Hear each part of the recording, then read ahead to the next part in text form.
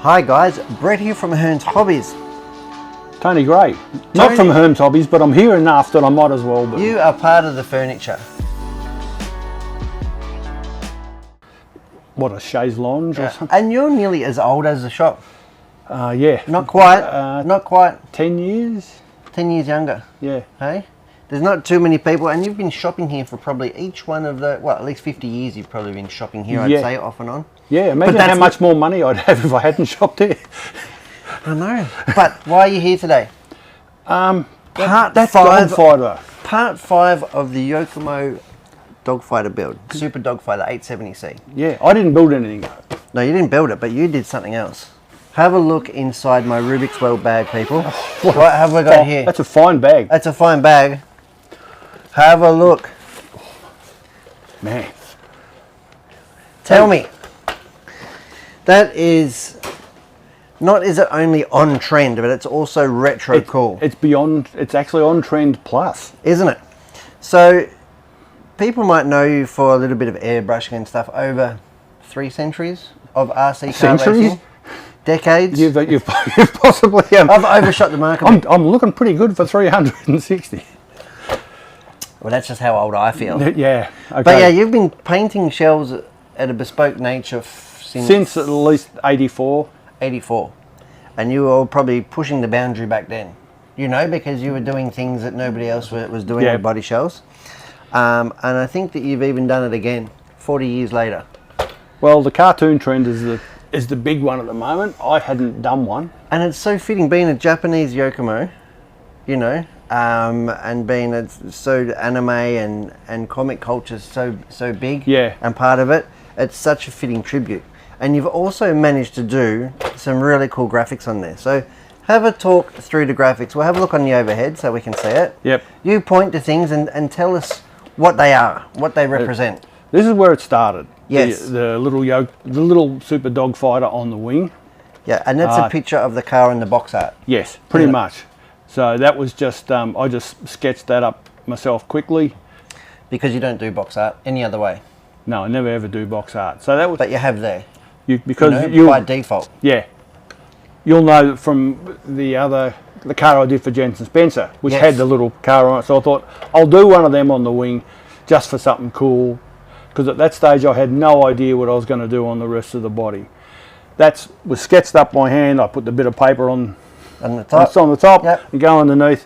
And you use an acrylic paint pen, not the Rotring technical pens that I used to use. The acrylic paint pens, you can get Posca as the easily obtainable brand from Officeworks. You can get them in multiple widths. And you just use them. They're an acrylic paint.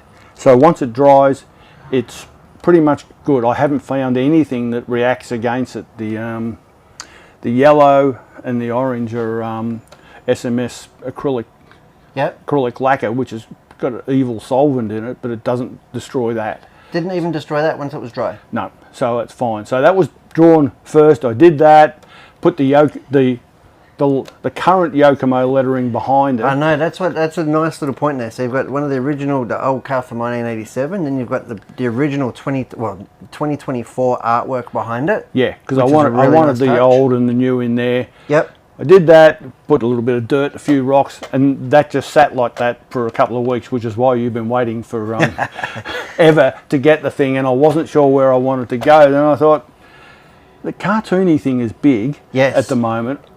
I'm not really a big fan of it, to be honest. Neither am I, but that's, I don't know. Because I don't know, I like my stuff racy, right? Yeah, so, and I thought, well... I spent my whole life telling people they're not toy cars. Yeah. Now we're going to make it. Now we're going to make a toy car. I thought, okay, what I'm going to do is embrace this whole thing of putting the cartoon up there, and I'll put other ones on the car itself. Yep. So if you start up there, you've got the Reedy Mr. H 12-turn double, I think, the same as Masami used. And he absolutely used that, didn't he? Yeah. Have a look at that. Now and that's painted by hand. That's not stenciled. That was just done with that's not a graphic. That was the hard part for me, making it loose enough so that it looked cartoony. My tendency is to make everything look absolutely clinical and perfect. So it was difficult for me to do that. So I've deliberately made it loose. It's not perfect and it's not meant to be. No. But You can look at it straight away. But there's a big seam in the body there. Like it's not even going to show up on camera. But there's. Yeah, that was a bastard. No. Yeah, that was a. And you've managed to make it look round still. Yeah, I'm not sure how that happened. It was just a fluke, and I've just kept the colours very simple. Yep. And that seemed to, once I did that, I thought, oh, what else can I put that's indicative of the era? Then the obvious thing was the Sanyo 1700 SCE cells. Now, getting the lettering on that was just not possible. You couldn't do it. So. And it wouldn't have been in the spirit of the comic anyway. No. So I deliberately, once again, I kept it really, really loose. But you can look at it and you knew straight away what it was. Yeah. And that worked. So that's the same thing. It's bent round the corner. Yeah, and bent around the 90-degree and corner. over the fin as well. Not fin that's out there. Not fin that's out there packing. No, not that one. But once I got those two done, which took quite a while, it's probably because you've got to wait in between the coats drying. Again, I bet. Acrylic paint pen. Then I thought, well, I need something on the sides. So I just used the actual Super Dog Fighter lettering.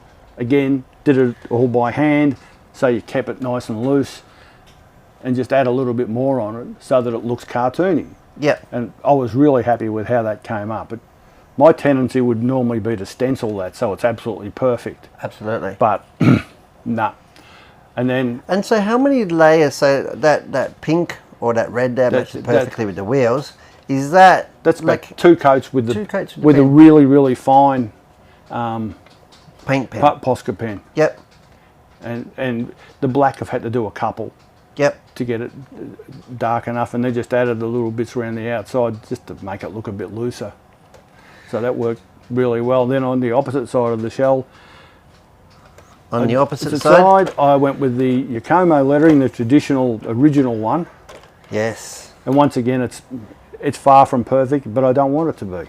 No, well, it's meant to be. These are all done by printing out the lettering. Yes. Off a thing backwards. You've got to have it back to front, and then putting it on the outside, then painting on the inside. Yeah. So, and it's pretty easy. Again, well, it's easy. It's like brain surgery, right? It's easy when you know how. Yeah, maybe.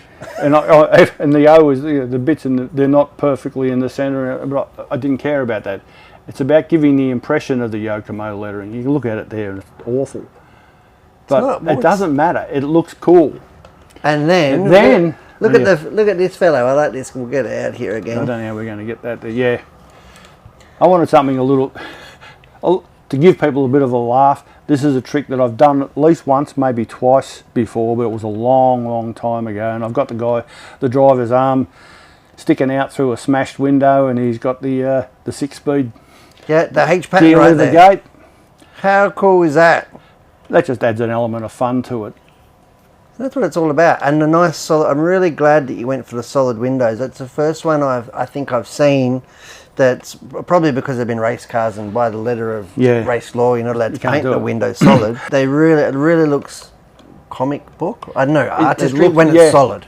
Yeah, a lot of people have just done it in a single colour, and I'd seen that and went, nah, it's not right. It needs to be graded. So we've got a light blue overall and a dark blue fading up to about halfway through, and that really makes the difference.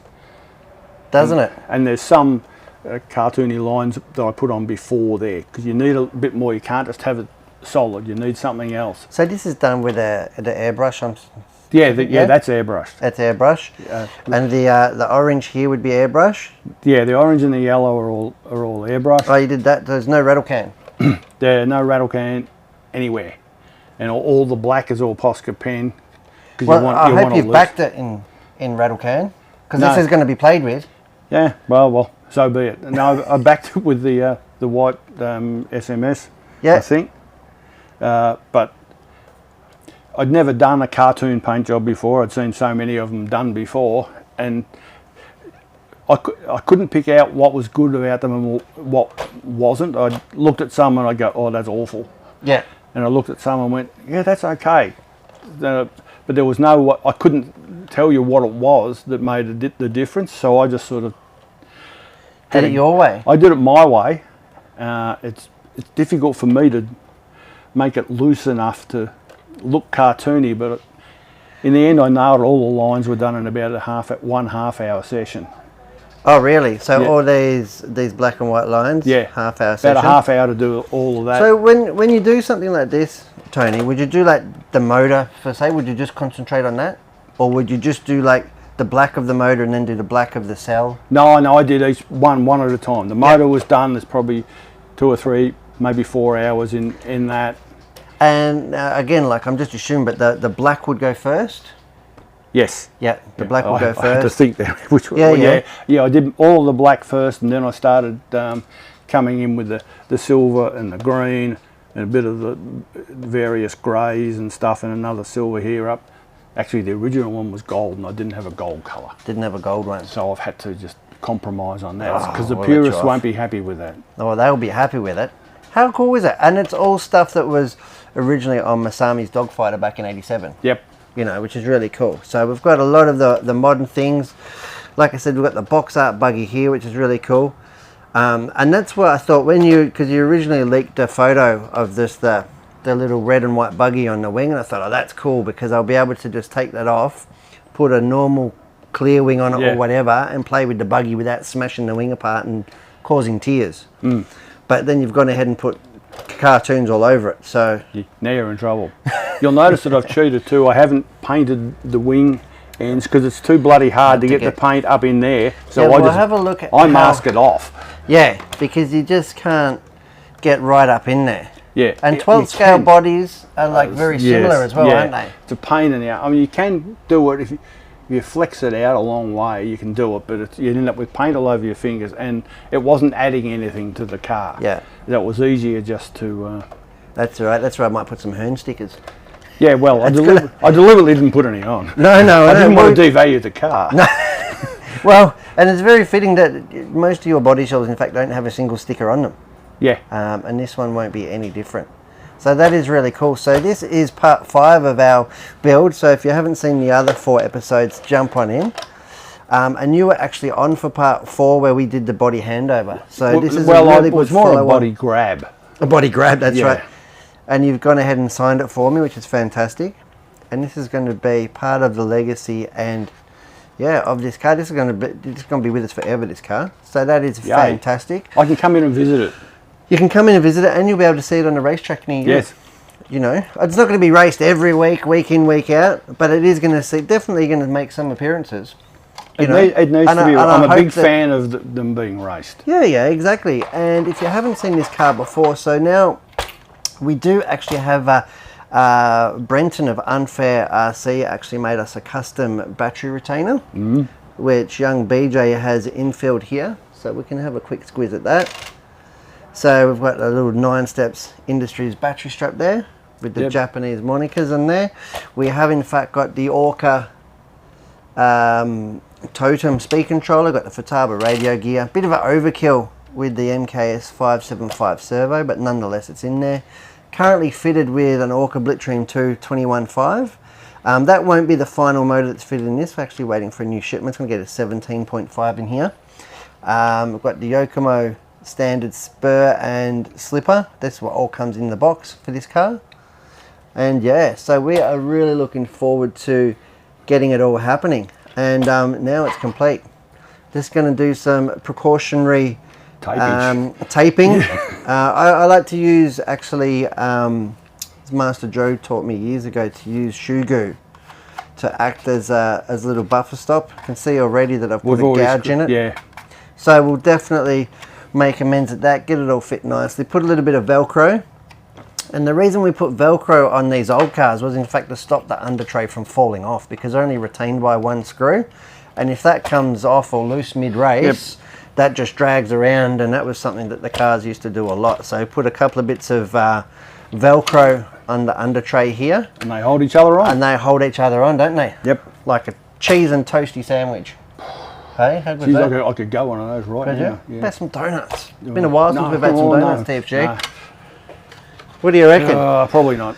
Well, like I said, I'm super proud and super honoured that you've bestowed that upon us. I don't know how you're gonna beat this one. I might not even try. You might not even try. If without being, you know, like, how long do you think it would take you to have painted this? I know you didn't do it in one sitting or two sittings, but if you were to tally up the hours invested, that's in the region of 30 hours. 30 hours. But not all of that is actual painting. There'll be a little bit of waiting in between coats, but there is scratching, bum a scratching. lot of head scratching, a lot of sketching up little things and seeing what might work. And 30 hours. That is a massive investment of time. Yeah, but sometimes you just got to put it in to get. Most of my top line jobs will be at least that. You really? Yeah. That's why you can't charge someone for it. No. That's why you don't even try, right? Because it's offensive. Yeah. You know? Because you did that, and we're very lucky you did it for the love of it. You know? I did it because I wanted to push the whole cartoon thing further. See what I can come up with. And you definitely have. There's nobody can question that. You definitely have. So it's got 5 little cartoons. It would have had more, but I'm starting to lose interest. Fantastic, TFG. Well, job done. I am Brett from Hearns Hobbies. I'm Tony Gray. Thank you for joining us on part 5 of the Yokomo YZ-870C Super Dog Fighter build and the unveiling of this bespoke body. Woof. Thanks for watching, guys.